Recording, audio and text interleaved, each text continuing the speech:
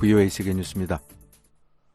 북한이 26일 오전 동해상으로 탄도미사일을 발사했으나 실패한 것으로 보인다고 한국합동참모본부가 밝혔습니다.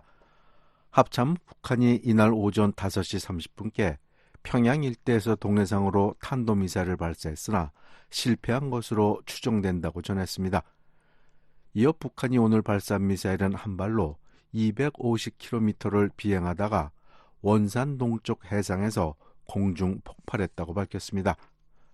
한국군 관계자는 북한이 고체 연료 극초음속 미사일의 성능 개량을 위한 시험 발사를 시도하다가 실패한 것으로 보인다고 말했습니다. 북한의 탄도미사일 발사는 지난달 30일 이후 약 한 달 만입니다. 미국은 북한의 탄도미사일 발사를 규탄했습니다. 미 국무부 대변인은 이번 발사는 최근 몇 년간 북한이 실시한 다른 탄도미사일 발사와 마찬가지로 다수의 유엔 안보리 결의를 위반하며 이루어졌다고 밝혔습니다. 그러면서 이 같은 발사는 북한이 이웃나라를 위협을 하고 영내 안보를 악화시킨다고 지적했습니다. 이어 우리는 북한에 대한 외교적 접근에 여전히 전념하고 있으며 북한이 대화에 참여할 것을 촉구한다고 말했습니다. 북한과 러시아로 가는 여객열차가 다음 달 중 운행을 재개할 예정으로 알려졌습니다. 로이터 통신은 25일 러시아 관영 인테르팍스 통신을 인용해 러시아 극동연해주 올레그 코제마크 주지사가 블라디보스토크와 북한 라선 간 여객철도 운행이 다음 달에 재개될 것이라고 말했다고 보도했습니다. 통신에 따르면 코제마크 주지사는 블라디보스토크에서 열린 북한 상품 축제 개막식에서 블라디보스토크에서 열차를 타고 곧장 북한으로 가서 그곳의 아름다움과 자연, 문화를 즐기고 관습과 전통을 접하게 될 것이라고 말했습니다. 코제마코 주지사는 지난달 13일에도 자신의 텔레그램에 블라디보스토크와 라선 간 여객 열차 운행이 재개될 것이라며 이와 관련된 세부 사항을 북한의 신창일 라선시 인민위원장과 논의했다고 밝혔습니다. 북한과 러시아의 여객열차가 재개되는 것은 4년 만으로 북한은 신종 코로나 바이러스 방역을 위해 2020년 1월 국경을 봉쇄하고 관광객 입국을 금지한 바 있습니다. 로이드 오스틴 미 국방장관이 25일 안드레이 벨로우소프 러시아 국방장관과 전화통화를 가졌다고 미 국방부가 밝혔습니다. 미 국방부 대변인이 이날 브리핑에서 전화 통화는 오스틴 장관의 요청으로 이루어졌다며 오스틴 장관은 통화에서 우크라이나에 대한 러시아의 전쟁 와중에 미국과 러시아가 소통 채널을 유지하는 것의 중요성을 강조했다고 말했습니다. 미국과 러시아 국방장관의 전화 통화는 10여 개월 만에 처음이며 특히 오스틴 장관과 벨로소프 장관의 통화는 이번이 처음입니다. 한편 러시아 국방부도 이날 성명을 통해 벨로소프 장관이 통화에서 우크라이나군에 대한 미국 무기의 지속적인 공급과 관련해 사태가 더욱 악화될 위험을 지적했다고 전했습니다. 로이드 오스틴 미 국방장관은 25일 이스라엘과 레바논 무장조직 헤즈볼라 간 전면전 가능성에 대해 강한 우려를 표했습니다. 오스틴 장관은 이날 워싱턴의 국방부 청사에서 열린 요아브 갈란트 이스라엘 국방장관과의 회담에서 헤즈볼라의 도발은 이스라엘과 레바논 국민들을 원치 않는 전쟁으로 끌어들이겠다고 위협하고 있다고 말했습니다. 그러면서 그 같은 전쟁은 레바논의 재앙이 될 것이고 무고한 이스라엘과 레바논 민간인들에게 파괴적일 것이라고 말했습니다. 니콜라스 번스 주중 미국 대사가 중국 당국이 반미 감정을 부추기고 있다고 말했습니다. 번스 대사는 25일 보도된 미 월스트리트저널 신문과 인터뷰에서 중국 정부가 미국을 비방하고 미국 사회와 역사 그리고 정책을 왜곡하는 게 우려된다고 말했습니다. 중국 정부는 또 미국 대사관의 공공 외교 노력을 지속적으로 방해하고 있다고 번스 대사가 말했습니다. 그러면서 미중 정상회담이 열린 지난해 11월 1일 중국 국가안전부나 다른 정부기관이 중국 시민들에게 가지 말라고 압력을 행사하거나 중국 국민을 위협한 미국 대사관 주최 공공행사가 61건에 달한다고 말했습니다. 지금까지 세계뉴스의 최영기였습니다.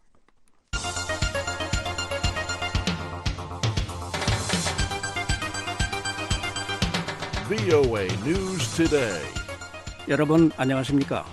2024년 6월 26일 수요일 VOA 뉴스 투데이 3부 시작하겠습니다. 진행의 노시창입니다. 이 시간에 보내드릴 주요 소식입니다.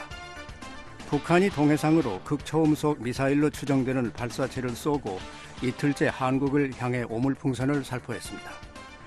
미국 정부는 북한의 탄도미사일 발사가 다수의 유엔 안보리 결의 위반이라며 대화에 복귀할 것을 북한에 촉구했습니다. 미 국방부는 북한이 우크라이나의 병력을 파견할 가능성에 대해 경계를 늦추지 않고 있다는 입장을 밝혔습니다. That's certainly something to keep an eye on. I think that 내일 북한 날씨 전 지역 대체로 맑겠습니다. 최저 기온은 8도에서 21도, 최고는 25도에서 34도. 바다의 물결은 동해, 서해, 앞바다 모두 0.5 내지 1m로 일겠습니다. 첫 소식입니다. 북한이 동해상으로 극초음속 미사일로 추정되는 발사체를 쏘고 한국을 향해 오물풍선을 이틀째 살포했습니다. 한국군은 9.19 군사 합의로 중단됐던 서북 도서 해상 사격 훈련을 7년 만에 재개했습니다. 서울에서 김한영 기자가 보도합니다. 한국합동참모본부는 북한이 26일 오전 5시 30분께 평양 일대에서 동해상으로 미상의 탄도미사일을 발사했으나 실패한 것으로 추정되며 한미 정보당국에서 추가 분석 중이라고 밝혔습니다. 북한의 탄도미사일 발사는 지난달 30일 이후 약 한 달 만입니다. 합참은 북한이 발사한 미사일은 한 발로 250여 킬로미터를 비행하다가 원산 동쪽 해상에서 공중 폭발했다며 파편이 반경 수 킬로미터에 걸쳐 흩어져 바다에 떨어졌다고 설명했습니다. 군 당국은 북한이 고체연료 극초음속 탄도미사일의 성능 개량을 위해 시험 발사를 시도했다가 실패한 것으로 추정하고 있습니다. 합참은 극초음속 미사일일 가능성이 있다며 북한이 올해 들어 고체연료 극초음속 미사일 시험 발사에 성공했다고 발표했는데 이를 더 발전시키기 위한 시험을 하지 않았을까 추측한다고 밝혔습니다. 북한은 지난 1월과 4월 각각 평양 일대에서 고체연료 추진 체계를 적용한 신형 중장거리 극초음속 탄도미사일을 시험 발사하고 성공했다고 주장했습니다. 당시 각각의 비행거리는 1000여 킬로미터, 600여 킬로미터였습니다. 이번에 북한이 쏜 탄도미사일은 많은 연기를 발생해 백령도와 연평도 등 한국의 서북도선은 물론 서울 등 수도권 지역에서도 육안으로 식별됐습니다. 합참은 평소보다 연기가 많이 발생한 이유에 대해 연소가 제대로 안 됐기 때문일 수 있다며 추진체 엔진에 문제가 있었을 가능성을 언급했습니다. 한국 민간연구기관인 아산정책연구원 양옥 박사는 북한이 성공을 주장한 고체연료 기반 극초음속 미사일은 횡기동 성능 등에서 문제점을 보여 추가 시험이 필요한 것으로 추정됐었다며 공중폭발 원인에 대해선 엔진 등의 문제 때문일 수 있다고 말했습니다. 기본적으로는 추진체 자체의 문제일 가능성도 있고요. 아니면은 반분리 쪽에서의 연계성의 문제가 있을 수도 있는 것이고 사실은 좀 원인은 좀 다각적으로 살펴봐야 될 필요가 있을 것 같습니다. 북한의 이번 미사일 도발은 미 핵추진 항공모함 시어도어 루즈벨트함의 한반도 전개에 대한 반발 차원이라는 관측입니다. 최근 부산에 입항한 루즈벨트함 등 미 제9항모 강습단은 26일 부산항을 출항, 이달 말 한일 해상전력과 연합훈련을 실시할 예정입니다. 김강일 북한 국방성 부상은 앞서 24일 담화를 내고 루즈벨트함의 한반도 전개에 대해 압도적이며 새로운 모든 억제력 시위 가능성을 완전히 열어두고 가장 강력한 수사적 표현으로 엄중히 규탄한다고 밝혔습니다. 극초음속 미사일은 하강 단계에서 음속의 5배 이상의 속도로 활공 비행을 하기 때문에 기존 방공망으로 요격이 쉽지 않습니다. 민간 연구기관인 한국국가전략연구원 문성묵 통일전략센터장은 북한이 미 항모전단의 한반도 전개에 대한 억제력 과시 차원에서 극초음속 미사일을 발사한 것으로 보인다고 말했습니다. 극초음속 미사일이 완전히 개발이 되고 실전 배치가 된다면 미국에게도 상당히 위험한, 왜냐하면 워낙 속도가 빠르기 때문에 요격이 제한될 수 있거든요. 그렇다면 항공모함의 접근에 상당한 제약이 될 수도 있다라는 전략적 판단을 할 수가 있지요. 양옥 박사는 핵탄두를 장착한 극초음속 미사일은 미 항모전단을 제압하는 전술로 유효하다며 그런 차원에서 국방발전 5개년 계획에 따라 개발 중인 신형 전략무기를 시험 발사해 김강일 부상이 담화에서 언급한 새로운 억제력을 과시하려 한 것이라고 분석했습니다. 북한은 이와 함께 24일에 이어 25일에도 대남 오물풍선을 한국을 향해 살포했습니다. 한국 합참은 북한이 지난 25일 밤 남쪽을 향해 살포한 오물풍선은 250여 개이며 이 중 100여 개가 경기 북부와 서울 등에 낙하됐다고 26일 밝혔습니다. 풍선 내용물은 지난 24일 날려보낸 풍선과 마찬가지로 종이 조각이 대부분이며 위해 물질은 없었다고 말했습니다. 한국 내 탈북민 단체의 지난 20일 대북전단 살포에 대한 맞대응으로 보이는 북한의 이번 살포는 최근 들어 6번째입니다. 김여정 북한 노동당 부부장은 지난 21일 담화를 통해 분명 하지 말라고 한 일을 또 벌였으니 우리도 하지 않아도 될 일거리가 생기는 것은 당연하다며 대응을 예고한 바 있습니다.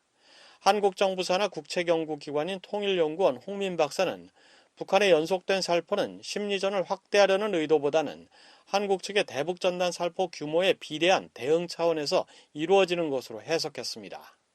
1, 2차 보낼 때부터 몇 배로 갚아준다는 비례성을 얘기했거든요. 그래서 이번에도 1차적으로 바람하고 여러 상황을 봐가지고 얼마를 보내고 또 준비되는 대로 후속적으로 보내고 해서 일종의 이제 몇 배로 갚아준다 뭐 이런 의미가 더 내포되어 있는 게 아닌가라는 생각이 듭니다. 북한이 이번에 살포한 풍선 낙하로 한국에서 재물 손괴 등의 피해는 없는 것으로 알려졌습니다. 하지만 인천공항에선 26일 오전 1시 46분부터 약 3시간 동안 국내선과 국제선 항공편의 이착륙이 중단되거나 지연됐습니다. 북한의 도발이 오물풍선 살포와 미사일 발사가 동시에 전개되는 복합적인 양상을 띠는 가운데 한국은 9.19 남북 군사합의로 중단됐던 서북 도서에서의 해상 사격 훈련을 7년 만에 재개했습니다. 해병대 사령부에 따르면 서북 도서 방위사령부 이하 해병대 제6여단과 연평부대는 26일 각각 백령도와 연평도에서 해상 사격 훈련을 실시했습니다. 유견대와 연평부대는 해상 사격 훈련 중 K9 자주포와 다연장 로켓 천무, 스파이크 미사일, 2.75인치 유도 로켓 비공 등 총 290여 발을 남서쪽 공해상 가상의 표적을 향해 발사했습니다. 해병대는 보도자료를 통해 이번 훈련은 최근 GPS 교란, 미사일 발사 등 북한의 도발로 인해 9.19 군사합의 효력이 전부 정지되고 시행되는 첫 서북도서 해상 사격 훈련이라고 밝혔습니다. 그러면서 이번 훈련 이후에도 정례적인 해상 사격 훈련으로 해병대 화력 운용 능력 향상과 군사 대비 태세의 완전성 제고를 추진할 예정이라며 서북도서 정례 해상 사격 훈련의 본격 재개를 공언했습니다. 서울대 통일평화연구원 장용석 박사는 오는 8월 올 하반기 미한 연합훈련을 앞두고 러시아와 군사동맹에 준하는 조약을 체결한 북한의 도발이 한층 공세성을 띨 가능성이 있다고 말했습니다. 기존의 미사일이나 발사하고 이런 차원을 좀 넘어서서 러시아와의 어떤 협력을 좀 더 과시하는 양상, 일단 기본적으로 좀 공세적인 양상 하에서 자신들의 힘을 좀 더 시위하고 테스트하는 그런 의미에서 세력관계 달라졌음을 좀 굳히고자 하는 어떤 의도, 이런 것까지 사실은 우려가 되죠. 장 박사는 남북한 간 대북전단과 오물풍선 살포 공방이 일상화하는 양상이지만 이 또한 한반도의 긴장 고조를 촉발시킬 요인으로 작용할 소지가 크다고 말했습니다. 서울에서 VOA 뉴스 김환용입니다. 미국 정부가 북한의 탄도미사일 발사를 규탄했습니다. 이번 발사가 다수의 유엔 안보리 결의 위반이라며 대화에 복귀할 것을 북한에 촉구했습니다. 함지하 기자가 보도합니다. 미국 국무부는 북한의 26일 탄도미사일 발사를 규탄한다고 밝혔습니다. 국무부 대변인은 25일 VOA의 관련 논평 요청에 이같이 말하면서 이번 발사는 최근 몇 년간 북한이 실시한 다른 탄도미사일 발사와 마찬가지로 다수의 유엔 안보리 결의를 위반하며 이루어졌다고 지적했습니다. 그러면서 이러한 발사는 북한의 이웃 국가에 위협을 가하고 영내 안보를 약화시킨다고 밝혔습니다. 이어 우리는 북한에 대한 외교적 접근에 여전히 전념하고 있으며 북한이 대화에 참여할 것을 촉구한다고 말했습니다. 인도태평양 사령부도 이날 성명을 통해 우리는 북한의 탄도미사일 발사를 인지하고 있으며 한국, 일본뿐 아니라 영내의 다른 동맹 및 파트너와 긴밀히 협의하고 있다고 밝혔습니다. 그러면서 미국은 이 같은 행위를 규탄하고 북한이 더 이상의 불법적이고 불안정한 행동을 자제할 것을 촉구한다고 강조했습니다. 이어 이번 발사가 미국 인력이나 영토, 동맹국에 즉각적인 위협을 가하지 않는다고 평가하고 있지만 상황을 계속 주시하고 있다며 한국과 일본에 대한 미국의 방위 공약은 철통 같다고 밝혔습니다. 앞서 한국합동참모본부는 북한이 한반도 시각 26일 동해상으로 탄도미사일을 발사했지만 실패한 것으로 추정된다고 전했습니다. 북한의 탄도미사일 도발은 지난달 30일 초대형 방사포 10여 발 발사 이후 약 27일 만입니다. 북한과 러시아의 포괄적 전략 동반자 협정 체결 이후 북한의 첫 탄도미사일 발사라는 점도 주목되는 부분입니다. 앞서 데니스 와일더 전 백악관 국가안보회의 NSC 아시아 담당 선임 보좌관은 19일 BOA에 북한과 관련해 염려되는 부분은 이번 조약이 그들을 더 대담하게 만들 수 있다는 점이라며 북한이 한국 등을 향해 이전보다 더 대범한 도발을 감행할 수 있게 됐다고 지적했습니다. My worry about it with the North Koreans is that it will make them bolder. It will make them feel like they have a guarantee. 한미연합사 작전참모를 역임한 데이비드 맥스웰 아태 전략센터 부대표는 이번 협정은 러시아와 북한 사이에 더 많은 상호 지원을 가능케 하고 러시아의 선진 기술을 받아들이는 방식으로 북한의 대륙간 탄도미사일 ICBM과 핵 역량 등을 발전시킬 수 있다고 말했습니다. BOA 뉴스 함재합니다. 미 국방부가 북한이 우크라이나에 병력을 파병할 가능성에 대해 경계를 늦추지 않고 있다는 입장을 밝혔습니다. 한반도의 비핵화에 대한 미국의 입장이 변하지 않았다는 점도 강조했습니다. 이종훈 기자가 보도합니다. 펜라이더 국방부 대변인은 25일 북한이 러시아를 지원하기 위해 우크라이나에 군을 파병할 가능성과 관련해 주시하는 사안이라고 밝혔습니다. Yeah, I mean that's certainly something to keep an eye on. I think that 라이더 대변인은 이날 정례 브리핑에서 북한과 러시아가 최근 군사 협력을 심화하는 가운데 러시아가 자국 영토로 선언한 도네츠크 등 우크라이나 점령지에 북한이 병력을 보낼 가능성과 관련한 질문에 이같이 답했습니다. 다만 내가 북한군 인사관리자라면 우크라이나에 대한 불법적인 전쟁에 내 병력을 총알바지로 보내는 선택에 의문을 제기할 것이라면서 러시아군의 사상자를 언급했습니다. 미국의 한반도 전술핵 재배치론 등에 대해선 한반도 비핵화에 대한 미국의 입장은 변함없다는 점도 강조했습니다. Yeah, look, our policy hasn't changed as it relates to the denuclearization of the Korean Peninsula. 라이더 대변인은 미회 일각에서 한국의 자체 핵무장론이 제기되는 것에 대한 국방부의 입장을 묻는 질문에 한반도 비핵화에 대한 우리의 정책은 변하지 않았다고 밝혔습니다. 그러면서 우리는 인도태평양 지역의 안보와 안정을 위해 한국, 일본 및 영내 다른 동맹국과 계속해서 긴밀히 협력해 나갈 것이라고 강조했습니다. 앞서 상원 군사위원회 공화당 간사인 로저 위커 의원은 20일 본회의장 연설에 나서 북러 밀착을 계기로 한국 등 영내 동맹 및 파트너들과 핵부담 공유 협정 체결을 추진하고 한반도에 미국의 전술 핵을 재배치해야 한다고 거듭 촉구한 바 있습니다. 국무부 대변인은 지난달 31일 VOA에 위커 의원의 제안과 관련해 미국은 현재로선 인도태평양 지역에 핵무기를 재배치하는 것이 필요하다고 평가하지 않는다며 미국은 한반도에 핵무기를 전진 배치할 계획이 없다고 밝힌 바 있습니다. VOA 뉴스 이종훈입니다. 북한과 러시아가 유엔 대북 무기 금수 조치를 노골적으로 위반하고 있다고 주 유엔 미국 대표가 지적했습니다. 미국 대표부는 러시아가 북한 등 다른 국가로부터 군사장비를 획득하려는 시도를 식별하고 폭로하며 이에 대응할 것이라고 밝혔습니다. 안소영 기자가 보도합니다. 28일 유엔 안보리가 비확산과 북한을 주제로 공개회의를 개최하는 가운데 유엔 주재 미국 대표부가 25일 미국과 파트너들은 북한의 무기 이전과 이것이 국제 평화와 안보에 미치는 위협에 대해 외부 전문가가 설명하는 공개 브리핑을 요청한다고 밝혔습니다. 네이트 에번스 미국 대표부 대변인은 이날 보도자료를 통해 이같이 밝히고 우리는 러시아가 북한으로부터 조달한 무기와 북한이 그 대가로 러시아로부터 군사, 경제, 기술 지원을 받고 있다는 우리의 평가에 대해 여러 차례 주의를 환기시켰다고 주장했습니다.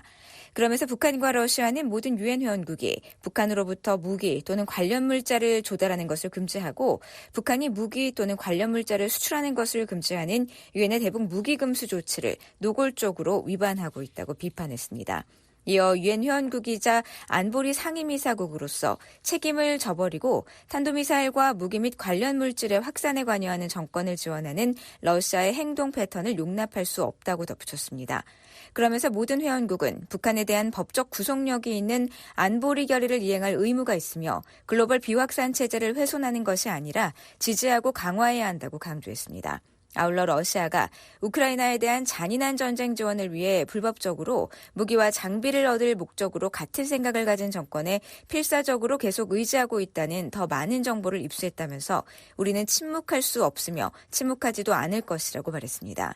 또한 동맹국 및 파트너들과 계속 협력해 러시아 정부가 북한이나 러시아의 침략 전쟁을 지원할 준비가 돼 있는 다른 국가로부터 군사 장비를 획득하려는 시도를 식별하고 폭로하며 이에 대응할 것이라고 덧붙였습니다. 북한 비확산을 주제로 오는 28일 열리는 안보리 회의는 미국과 한국, 일본, 영국, 프랑스가 소집을 요청했습니다. 앞서 유엔 주재 한국 대표부도 24일 BOA에 이 회의 개최 소식을 확인했습니다. 이달 안보리 의장국을 수임한 한국을 대표해 황준국 주 유엔 대사가 회의를 주재하며 이즈미 나카미츠 유엔 사무차장 겸 군축고위 대표가 브리핑합니다. 워싱턴의 전문가들은 북러 협력 심화가 영내 불안정을 심화시킬 것이라고 분석하고 있습니다. Relationship with the Republic of Korea? Obviously it does, because this relationship between North Korea and Russia, if you will, the alliance between the two, will further embolden Kim Jong-un and make him that much more provocative. So 조셉 디트라니 전 육자회담 미국 측 차석 대표는 BOA에 북한과 러시아의 관계 강화가 북한 김정은을 더욱 대담하게 만들고 북한의 도발 가능성을 높일 뿐 아니라 영내 불안정성을 가중할 것이라고 말했습니다. 빅터 차 미 전략국제문제연구소 한국석좌는 북한의 대러 무기 지원에 대한 반대급부로 러시아가 북한의 첨단 군사 기술을 이전할 가능성에 주목했습니다. 그러면서 북러 군사 협력이 더욱 강화되면 한국은 미국, 일본과 더욱 밀접하게 공조할 것이라고 말했습니다. If anything, what we'll see is a tightening of the relationship with the United States and the trilateral relationship between the U.S., Japan, and Korea. The NATO summit is in Washington next month, and that'll be an opportunity for the three 차석자는 allies. 다음 달 워싱턴에서 열리는 북대서양조약기구 정상회의는 미한일 3국 간 동맹관계를 더 긴밀히 할 수 있는 기회가 될 것이라고 말했습니다. VOA 뉴스 안소영입니다. 미국 전문가들은 북한과 러시아가 최근 체결한 조약이 한국을 겨냥한 것이 아니란 러시아 측의 주장을 일축했습니다. 한국이 우크라이나에 살상무기를 지원하는 것을 억제하기 위한 의도란 해석입니다. 안준호 기자가 보도합니다. 조셉 디트라니 전 북핵 육자회담 미국 차석 대표는 25일 최근 러시아가 북한과 체결한 포괄적인 전략적 동반자 관계에 관한 조약이 한국을 겨냥한 것이 아니라는 러시아 측의 주장에 대해 이 조약은 당연히 한국과 한국 국민에 대한 위협이라며 러시아는 매우 기만적이며 이것이 그들의 일반적인 행동 양식이라고 말했습니다. 이어 러시아가 한국에 대적해 사용할 수 있는 무기를 북한에 제공하고 있기 때문에 조약은 한국을 겨냥한 것이라며 이는 명백한 사실이라고 지적했습니다. 그러면서 러시아는 윤석열 정부가 러시아의 우크라이나에 대한 침략 전쟁에 대항하기 위해 우크라이나에 무기를 제공하는 것을 고려하고 있고 아마도 그렇게 할 것이라고 우려하고 있다고 진단했습니다. And I think the Russian Federation is concerned that the Yoon Suk-yeol government is considering. 블라디미르 푸틴 러시아 대통령은 한국이 우크라이나에 대한 살상 무기를 지원하는 등 확전 요소를 원치 않는다는 설명입니다. 따라서 러시아 측의 발언을 액면 그대로 받아들여서는 안 된다고 부연했습니다. 디트라니 전 차석 대표는 러시아가 서울에 특사를 보내 북한에 식량 등 인도적 지원을 제외한 군사기술 지원을 하지 않겠다고 약속할 수도 있지만 북러 간 이미 군사기술 지원을 약속했기 때문에 그런 외교적 해결 가능성은 희박하다고 전망했습니다. 안드레이 루덴코 러시아 외무차관은 이날 러시아 관영 매체인 스푸트니크 통신에 이 조약은 한반도와 영내 문제를 군사적 수단을 통해 해결하려고 기대했거나 계획했던 국가들에 대한 일종의 경고라면서 한국이나 제3국을 겨냥한 것이 아니라고 강조했습니다. 이어 우리는 한국이 새로운 북러 합의를 이해하고 러시아와의 관계를 포함해 건전한 접근 방식이 우선하기를 희망한다고 말했습니다.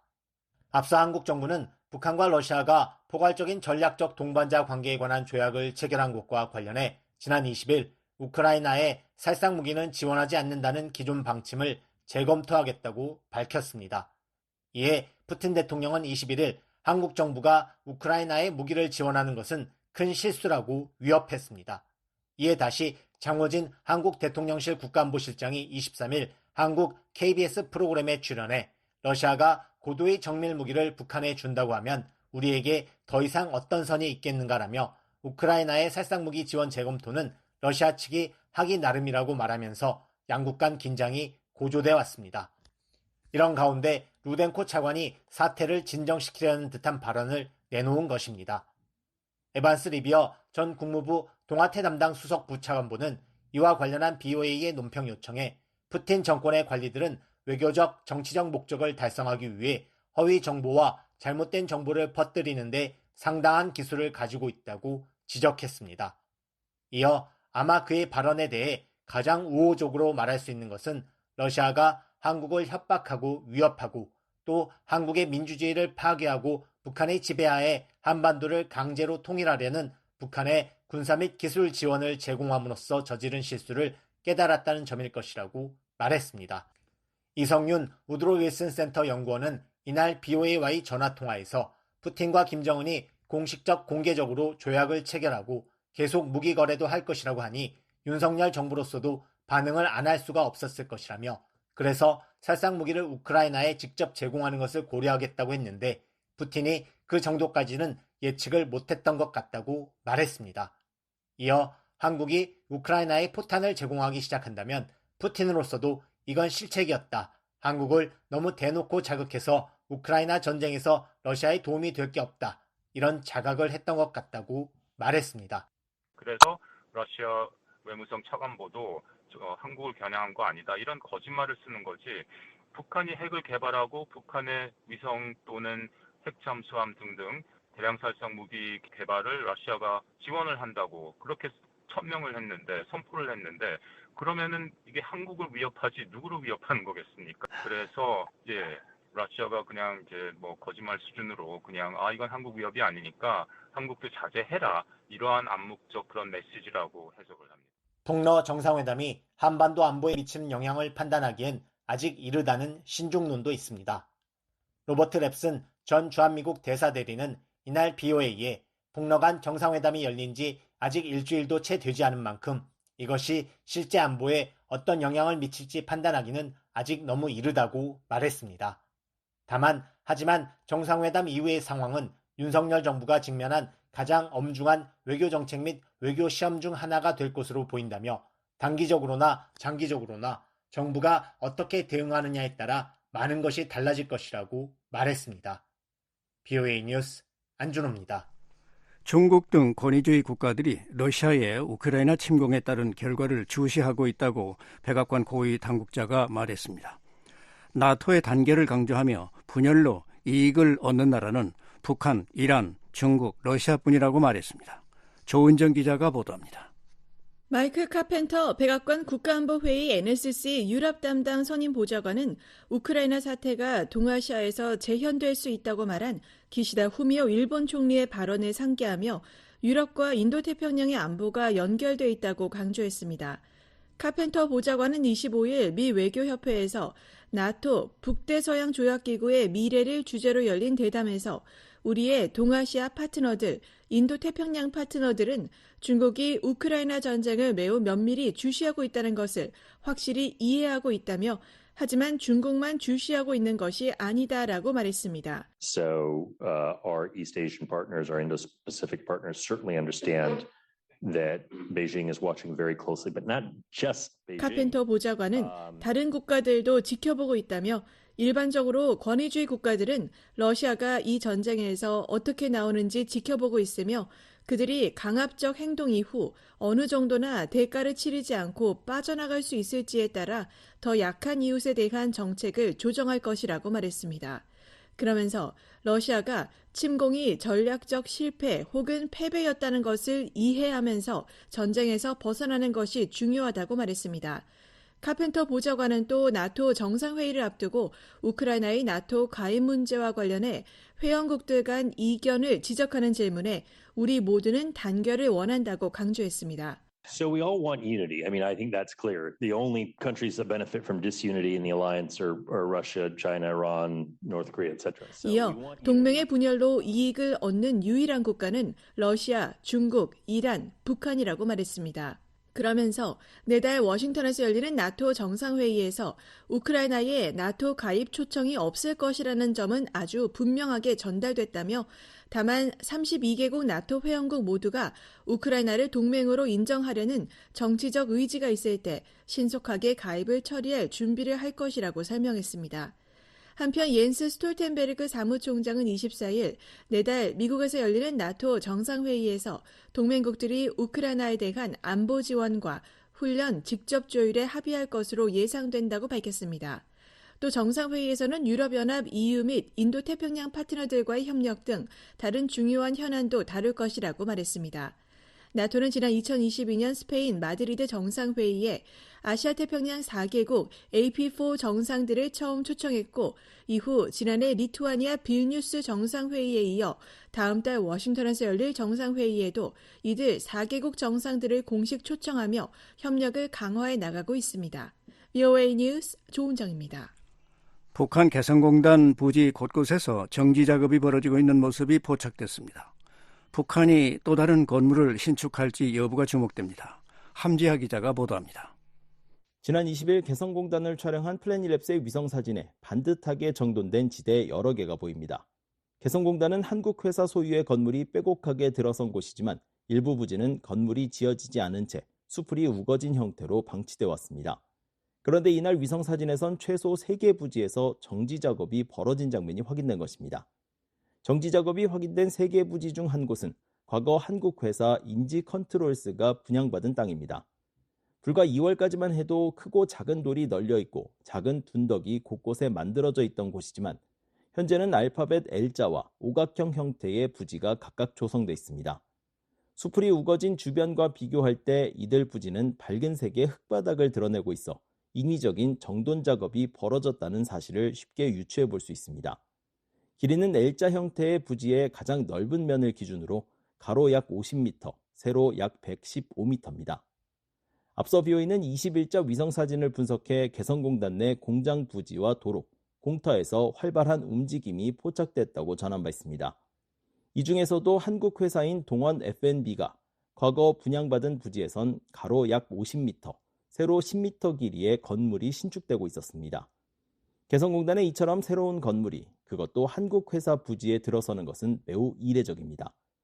따라서 북한이 또 다른 건물을 짓기 위해 다른 부지에서도 정지 작업을 벌이고 있는 것인지 주목됩니다. 변화가 포착된 또 다른 곳은 과거 부천공업과 호산 에이스 등이 나눠 소유한 부지입니다. 가로 약 80m, 세로 110m인 이 지대에는 개성공단이 폐쇄되기 전부터 건축자재와 컨테이너로 추정되는 각종 물체가 어지럽게 널려 있었지만 현재는 깨끗합니다. 그 밖에 개성공단 중심부의 한 공터도 이전까진 나무가 울창했지만 지금은 부지 동쪽에 반듯한 직사각형 모양의 부지 2개가 조성돼 있습니다. 지난 수년간 아무런 움직임이 없던 곳에서 적지 않은 변화가 생긴 것입니다. 한국 정부는 개성공단에서 연일 포착되고 있는 이 같은 북한의 활동을 불법으로 규정하고 있습니다. 한국통일부는 25일 개성공단 내 부지에서 건물 신축이 이뤄지고 있다는 BOE의 지적에 보도된 동향에 대해 파악하고 있다고 밝혔습니다. 이어 건물의 용도 등 구체적인 사항을 현재로서는 확인해 줄 내용이 없다면서도 향후 동향을 면밀히 주시하겠다고 덧붙였습니다. 그러면서 불법적 재산권 침해 행위는 반드시 중단되어야 하고 단호히 대응해 나간다는 입장에는 변함이 없다고 강조했습니다. BOE 뉴스 함지아입니다. 미국 정부가 한인 이산가족 정보를 담은 공식 기록을 구축하도록 하는 법안이 미 하원 본회의를 통과했습니다. 법안 대표 발의자인 제니퍼 웩스턴 하원의원은 북한의 가족을 둔 미국 내 모든 한인에게 희망을 주는 조치라고 강조했습니다. 이재훈 기자가 보도합니다. 한국전쟁 발발 74주년을 맞은 25일 열린 미 하원 본회의에서 이산가족 국가등록 법안이 가결돼 상원으로 넘겨졌습니다. 버지니아주의 제니퍼 웩스턴 민주당 하원 의원과 캘리포니아주의 미셸 스틸 공화당 하원 의원이 지난 1월 발의한 법안입니다. 법안은 지난 2월 외교위를 만장일치로 통과한 바 있습니다. 법안은 북한의 가족을 둔 미국 내 한인들의 정보가 담긴 국가 등록부를 구축하도록 하는 내용이 핵심입니다. 미국 내 한인 이상가족과 북한에 있는 그 가족들의 정보를 종합적으로 수집해 향후 대면 및 화상 상봉을 포함한 이상가족 상봉에 대비하겠다는 취지입니다. 파킨슨병을 진단받아 말하기가 어려운 웩스턴 의원은 이날 법안에 대한 지지를 촉구하기 위해 인공지능 음성기기의 도움을 받고 연단에 섰습니다. I've heard the stories of Korean American families in Virginia and across the country who have sought for most of their lives for a chance to reconnect with their loved ones. 웩스턴 의원은 버지니아와 미국 전역의 한인 가족들이 거의 평생 사랑하는 가족들과 재회할 기회를 잡고자 노력해왔지만 공식적인 채널에 접근하는데 너무 큰 어려움을 겪었다는 이야기를 들었다며 오늘 하원에 올려진 나의 초당적 법안이 이 문제를 해결할 수 있기를 바란다고 말했습니다. 이어 오늘 이 법안을 통과시킴으로써 우리는 한인 가족들에게 희망을 주고 있다며 이는 한국전쟁 발발 기념일에 걸맞게 이 가족들을 다시 완전체로 만드는 데 도움이 될 수 있는 한참 전에 이뤄졌어야 할 조치라고 강조했습니다. 구체적으로 법안은 국무장관이 북한 인권특사 등을 통해 북한에 있는 가족과 상봉을 희망하는 한국계 미국인을 파악하고 이들의 이름과 기타 관련 정보를 담은 국가 등록부를 구축하도록 하고 있습니다. 향후 미북 대화에서 이상가족 상봉을 주요 의제로 다루도록 하는 내용도 법안에 담겼습니다. 하원을 통과한 법안은 상원 표결에 이어 대통령의 서명을 거쳐야 법으로 제정됩니다. 상원에도 하원과 같은 내용의 법안이 발의돼 현재 외교위에 계류 중인 상황입니다. 민주당의 팀 케인 상원 의원과 공화당의 마르코 루비오 상원 의원은 지난 3월 하원과 동일한 이름의 이상가족 국가등록 법안을 발의한 바 있습니다. 법안과 관련해 한인 이상가족단체인 재미이상가족 상봉추진위원회의 이차희 대표는 VOA에 미국 정부가 국내 한인 이상가족 명단을 만드는 건 상봉을 추진하기 위한 첫 단계로서 매우 중요하다고 말했습니다. 근본적인 첫 단계가 이 명단을 제출하는 겁니다. 그동안에 대추진위원회에서 제가 중심이 되어서 지난 10몇 년간 등록을 받아왔는데요. 저희는 공신력이 없습니다. 이 대표는 또 이상가족들이 고령에 접어들었기 때문에 상봉이 시급하다면서 위원회 측은 이런 입장을 줄리 터너 국무부 북한 인권특사에게 계속 전하고 있다고 덧붙였습니다. 남북한은 지금까지 21차례의 대면 상봉과 7차례의 화상 상봉을 한 반면 미국으로 이민 온 한인들은 한국전 이후 북한에 있는 가족들과 재회할 공식적인 기회가 전혀 없었습니다. 바이든 행정부는 미국 이상가족 상봉을 위해 노력할 것이라는 의지를 거듭 강조했습니다. 터너 특사는 지난해 12월 하와이 호놀룰루에서 열린 북한 인권 컨퍼런스 기조연설에서 우리는 미국 내 이상가족들이 사랑하는 가족과 재회할 수 있도록 인도주의적 해결책을 모색하는 데 주력하고 있다고 밝혔습니다. We're focused on seeking a humanitarian solution to allow for divided family members in the United States to reunite with their loved ones. 하지만 북한이 미국과의 대화를 거부하고 있는 현재 이상가족 문제에 진전을 내는 건 현실적으로 어려운 상황입니다. 북한의 가족을 둔 미국 내 한인은 2001년 기준 10만 명으로 추산됐었지만 많은 사람이 세상을 떠나면서 최근 들어선 그 규모가 대폭 감소한 것으로 알려졌습니다. VOA 뉴스 이존입니다. 미국 북한 인권특사가 한국계 미국인 이산가족 상봉 문제 해결을 위해 더 노력할 것이라고 다짐했습니다. 미국은 북한이 관심을 가질 만한 분야에서 대화를 시작할 의사가 있음을 시사했습니다. 김영교 기자가 보도합니다. 줄리 터너 미 국무부 북한인권특사는 25일 한인 이산가족과 한국계 미국인 디아스포라 공동체의 목소리에 귀를 기울이고 외교정책 수립에 한인 디아스포라 공동체와 한국계 미국인의 목소리를 포함하도록 확실히 하는 것이 나의 우선순위라고 말했습니다. And this has been such a priority for me in this role that they were in fact one of my first meetings. 터너 특사는 이날 워싱턴의 민간 연구기관인 미국평화연구소 USIP가 한국전쟁 발발 74주년을 맞아 한국 전쟁의 유산, 한국계 미국인 이산가족의 트라우마라는 주제로 연 간담회에 참석해 이같이 밝혔습니다. 터너 특사는 현재 미국과 북한에 살고 있는 이산가족들이 고령화되고 있기 때문에 시간이 부족하다며 이산 가족들의 재회는 매우 시급한 문제라고 강조했습니다. 아울러 미국은 북한에 아무런 전제 조건 없이 지금 당장 대화할 준비가 되어 있다고 계속 메시지를 보내면서 북한 정권이 대화 의지를 내비칠 수 있는 다양한 분야를 제시하기를 바라고 있다고 설명했습니다. 한국 전쟁으로 1,000만 명 이상의 이산 가족이 발생했고 미국 내 한인들 중에도 많은 이산 가족이 있습니다. 한국과 북한의 이산 가족들은 여러 차례 대면 상봉과 화상 상봉을 했지만 미국 내 한인 이산 가족들에게는 그런 기회가 전혀 없었습니다.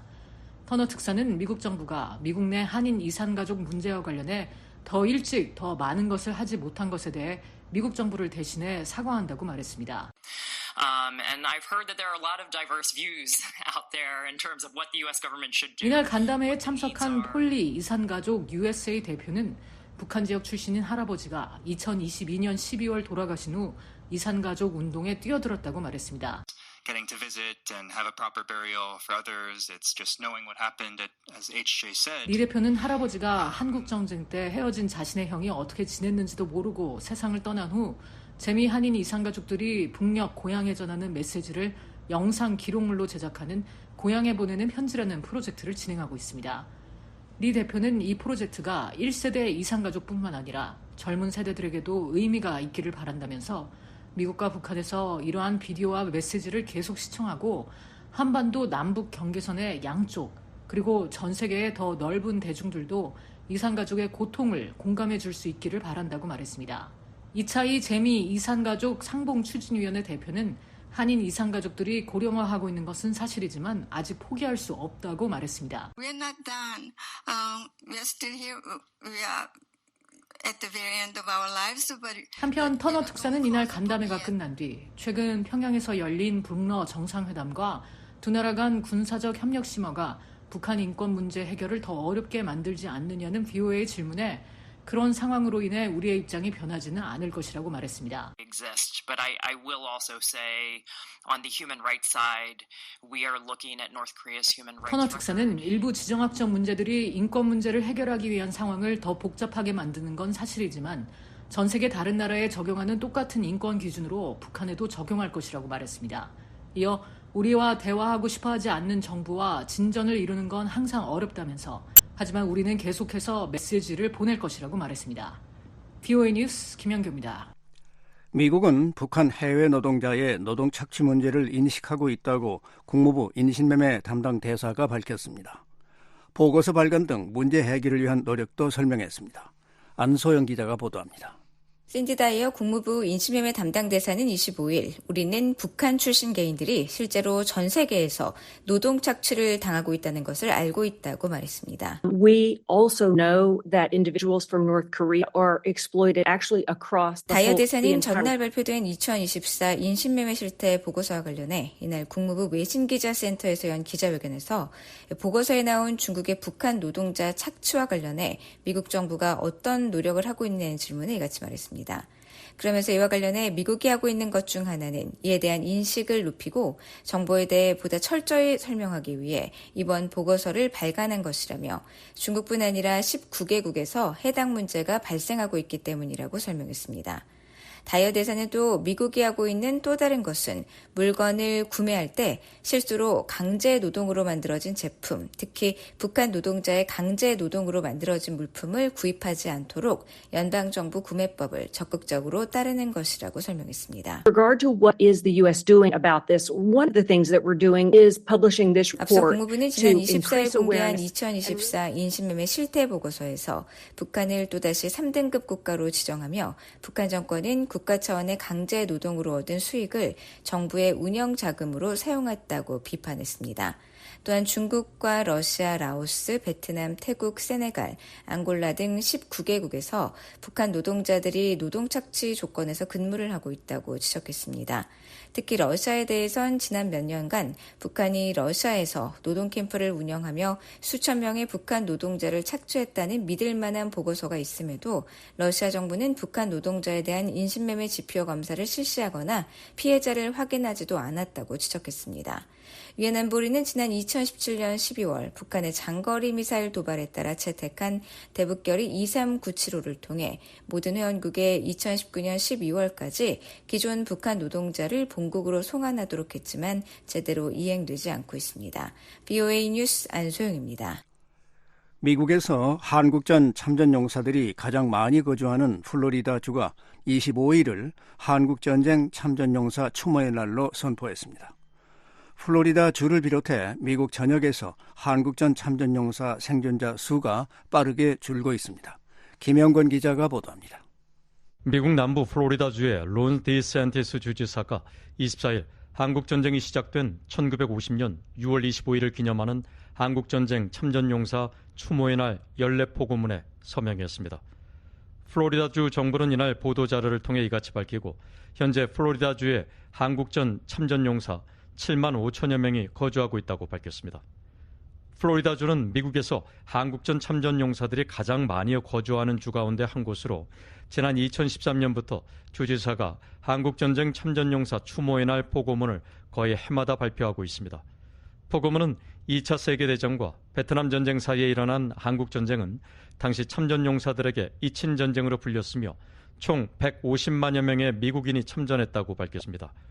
특히 이 가운데는 29만 4천 명의 플로리다주 출신들도 있었다면서 7,400명 이상의 미군이 전투 중 실종도 했고 이 중 107명은 플로리다 출신이라고 밝혔습니다.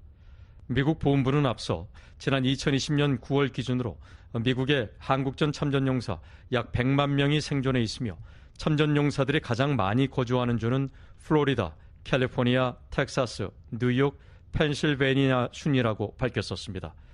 또 당시 기준 한국전 참전용사 중위 연령은 88살이며 고령화에 따라 2030년엔 20만 명 이하로 감소할 것으로 예상했습니다.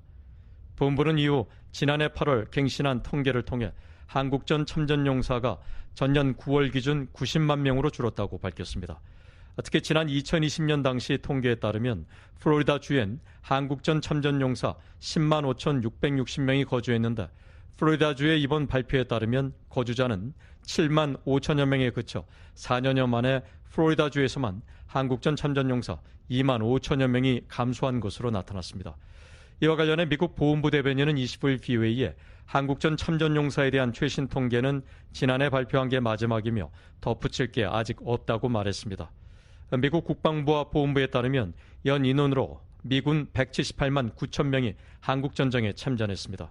이 가운데 전사자 33,739명, 비전투 사망자 2,835명을 포함해 모두 36,574명이 숨지고 103,284명이 다쳤습니다. 미군 전사자는 육군이 29,856명으로 가장 많았고 해병대 4,509명, 공군 1,552명, 해군이 657명 순이었습니다. 미 국방부에 따르면 한국전쟁에서 실종된 미군은 약 7,400여 명이며 이 중 약 5,300여 구의 유해가 여전히 북한에 남아있는 것으로 추정되고 있습니다. 한편 미국을 포함해 유엔군의 일원으로 한국전쟁에 전투병력을 파견한 나라는 16개국, 의료지원 5개국이며 한국 국방부는 지난 2012년 자료에서 물자까지 지원한 나라를 포함하면 모두 63개국이 전쟁 당시 한국을 지원했다고 밝혔습니다. 이 가운데 미국을 포함한 전체 유엔군 사망자는 54,246명입니다. BA뉴스 김영권입니다.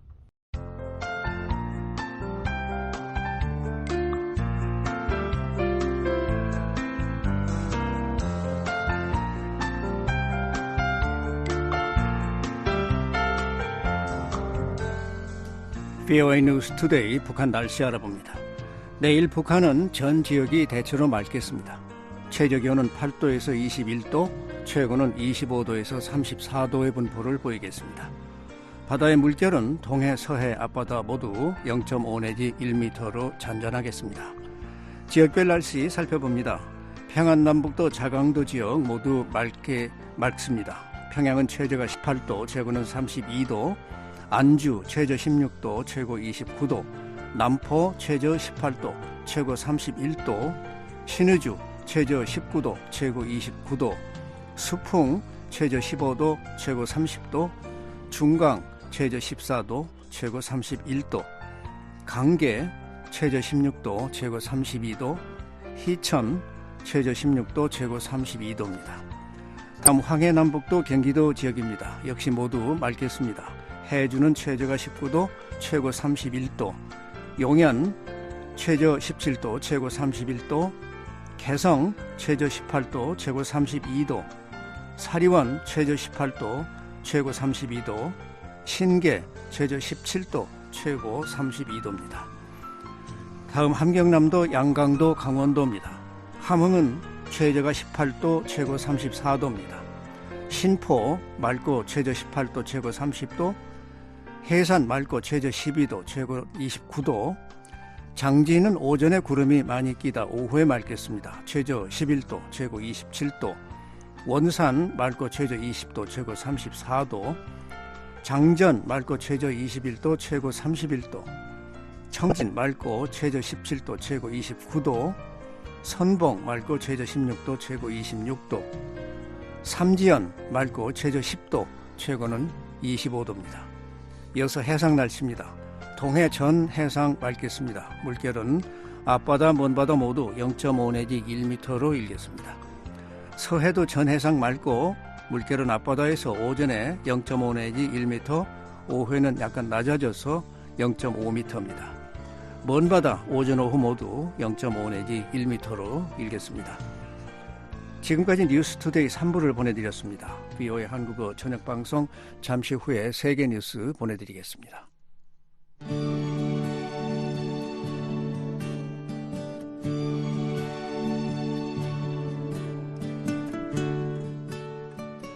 저희 VOA 방송에서는 여러분의 의견을 기다리고 있습니다. 전화 이용하셔서 음성을 남겨주시면 되는데요. 미국 전화번호는 1-202-205-9942번입니다. 먼저 국가번호 1번을 누르시고 지역번호 202 그리고 205-9942번을 누르시면 이렇게 짧은 음악이 나옵니다.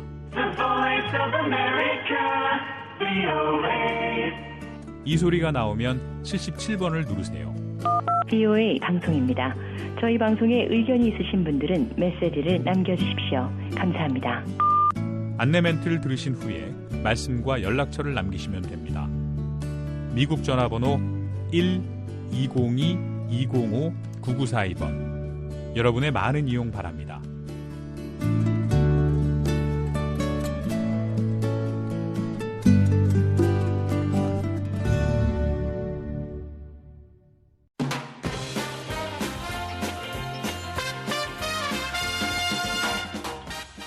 다양한 세계 소식부터 신속하고 정확한 한반도 뉴스까지 VOA 방송이 청취자 여러분께 더욱 가까이 다가갑니다. 휴대전화가 있으십니까? 휴대전화 모바일 사이트로 간편하게 접속하실 수 있습니다. VOA 방송 모바일 사이트 www.voakorea.com www.voakorea.com 방송에서는 접할 수 없었던 영상 뉴스와 인터뷰도 시청하실 수 있습니다. 궁금했던 소식들, 이제 VOA 방송 모바일 사이트를 통해 만나보시기 바랍니다.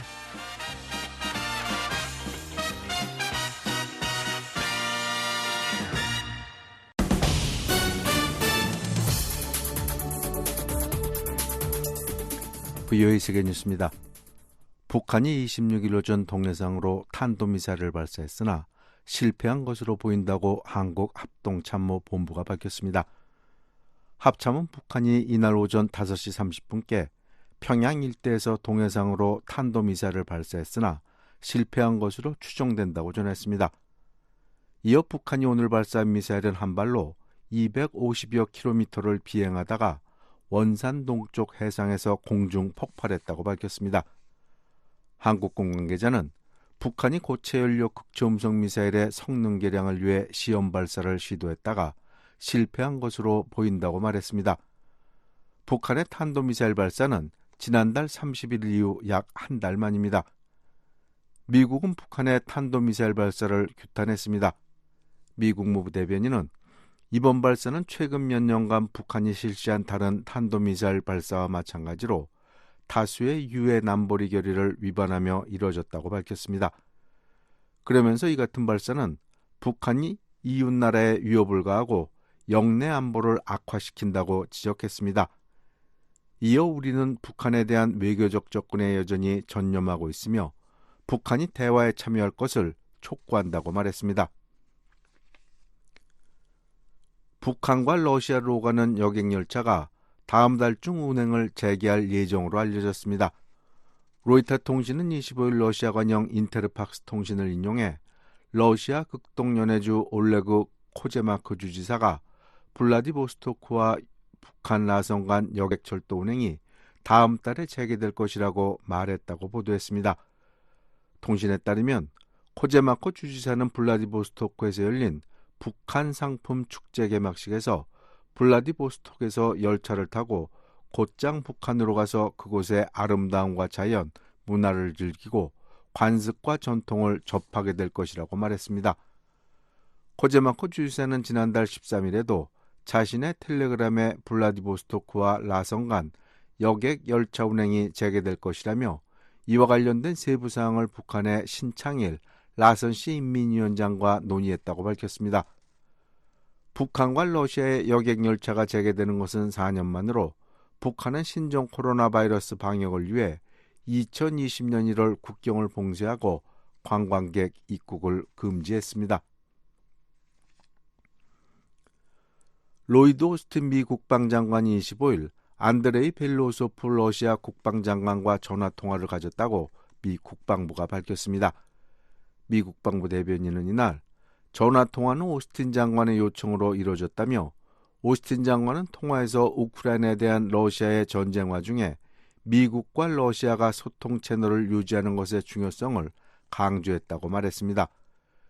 미국과 러시아 국방장관의 전화통화는 15개월 만에 처음이며 특히 오스틴 장관과 벨로소프 장관의 통화는 이번이 처음입니다. 한편 러시아 국방부도 이날 성명을 통해 벨로소프 장관이 통화에서 우크라이나 군에 대한 미국 무기의 지속적인 공급과 관련해 사태가 더욱 악화될 위험을 지적했다고 전했습니다. 로이드 오스틴 미 국방장관은 25일 이스라엘과 레바논 무장조직 헤즈볼라 간 전면전 가능성에 대해 강한 우려를 표했습니다. 오스틴 장관은 이날 워싱턴 국방부 청사에서 열린 요아브 갈란트 이스라엘 국방장관과의 회담에서 헤즈볼라의 도발은 이스라엘과 레바논 국민들을 원치 않는 전쟁으로 끌어들이겠다고 위협하고 있다고 말했습니다. 그러면서 그 같은 전쟁은 레바논의 재앙이 될 것이고 무고한 이스라엘과 레바논 민간인들에게 파괴적일 것이라고 말했습니다. 니콜라스 번스 주중 미국 대사가 중국 당국이 반미 감정을 부추기고 있다고 말했습니다. 번스 대사는 25일 보도된 미 월스트리트 저널 신문과의 인터뷰에서 중국 정부가 미국을 비방하고 미국 사회와 역사 정책을 왜곡하는 게 우려된다고 말했습니다. 중국 정부는 또 미국 대사관의 공공 외교 노력을 지속적으로 방해하고 있다고 번스 대사는 말했습니다. 그러면서 미중 정상회담이 열린 지난해 11월 1일 중국 국가안전부나 다른 정부기관이 중국 시민들에게 가지 말라고 압력을 행사하거나 참석한 중국 국민을 위협한 미국 대사관 주최 공공행사가 61건에 달한다고 말했습니다. 그는 또 중국 정부가 중국 학생들에게 미국 대학 진학을 어렵게 만들었다고 말했습니다. 중국 정부는 번스 대사의 이 같은 주장을 부인했습니다. 지금까지 세계뉴스의 최영기였습니다. 지금까지 여러분께서는 VOA 저녁 방송을 들으셨습니다. VOA 저녁 방송은 저녁 8시부터 자정까지 4시간 동안 중파 1188kHz를 통해 들으실 수 있습니다. 또 밤 9시부터 10시까지는 단파 9350, 9490, 12080kHz로 밤 10시부터 11시까지는 단파 9350, 12045, 12080kHz로 또 밤 11시부터 12시까지는 단파 9405, 12045, 12080kHz로 청취 가능합니다. 매일 새벽 2시부터 3시까지 1시간 동안은 중파 1566kHz로 또 매일 새벽 4시부터 6시까지 2시간 동안은 단파 5875, 7365, 7465kHz로 들으실 수 있습니다. 함께해 주신 여러분 고맙습니다. 다음 방송 시간까지 안녕히 계십시오.